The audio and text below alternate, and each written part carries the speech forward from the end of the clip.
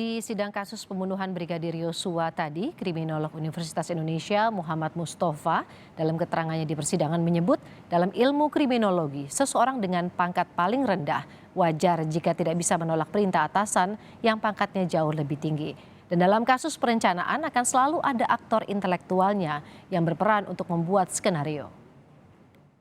Di dalam persoalan ini, terdakwa Ferdi Sambo itu memberitahu istrinya, terdakwa Putri Chandrawati, terdakwa Putri Chandrawati memberitahu terdakwa Ferdi Sambo, kemudian untuk menjelaskan, melanjutkan, terdakwa Ferdi Sambo memanggil terdakwa Ricky Rizal Wibowo untuk disuruh untuk menembak.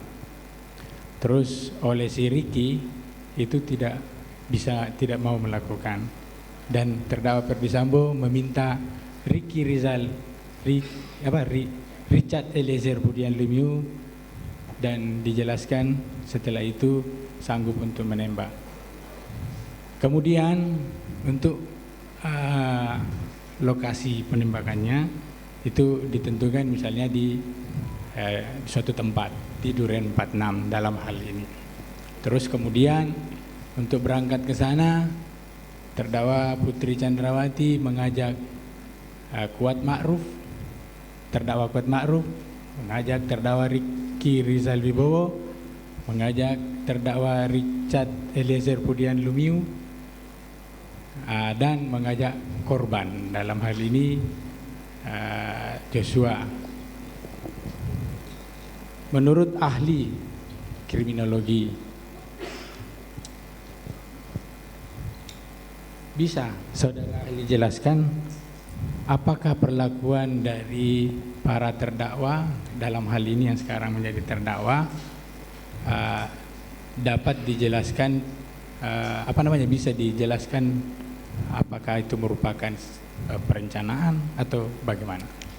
Ya, berdasarkan ilustrasi tadi dan juga berdasarkan kronologi yang diberikan oleh penyelidik kepada saya melihat memang di sana terjadi perencanaan.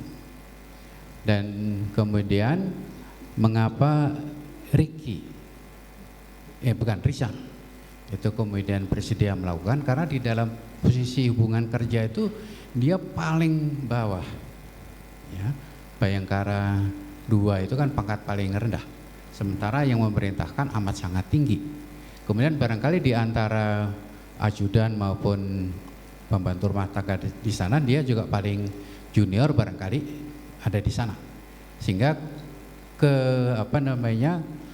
kemungkinan melakukan penolakan menjadi lebih kecil, ya, apalagi dia masih baru menjadi anggota polisi, takut akan kehilangan pekerjaan dan seterusnya, itu barangkali yang lebih berpengaruh. Dan memang ada perencanaan. Itu menurut keahlian ahli bahwa ini adalah perencanaan, ya. Bisa ahli jelaskan terkait dengan kronologis dan yang saya sampaikan tadi, kronologis singkat juga, itu peran masing-masing dalam keilmuan saudara bisa dijelaskan? Ya. Di dalam perencanaan itu pasti ada aktor intelektualnya yang paling berperan di dalam mengatur. Kemudian dia akan melakukan pembagian kerja, membuat skenario apa yang harus dilakukan oleh siapa, ya, mulai dari eksekusi sampai tindak lanjut setelah itu, agar supaya peristiwa tadi tidak terlihat teridentifikasi sebagai suatu peristiwa pembunuhan berencana. Dan itu perencanaan tadi kelihatan sekali di dalam kronologi. Kalau perannya yang lain?